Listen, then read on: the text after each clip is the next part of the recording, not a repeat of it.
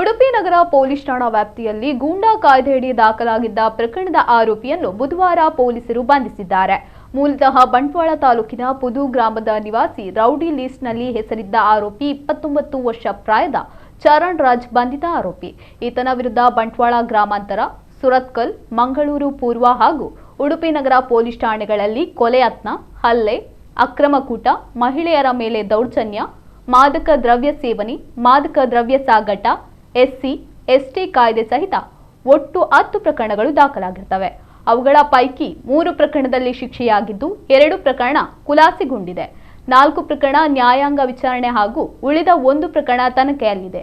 ಬಂಧಿತ ಆರೋಪಿಯನ್ನು ಶಿವಮೊಗ್ಗ ಕೇಂದ್ರ ಕಾರಾಗೃಹದಲ್ಲಿ ಬಂಧನದಲ್ಲಿರಿಸಲು ಆದೇಶಿಸಲಾಗಿದೆ.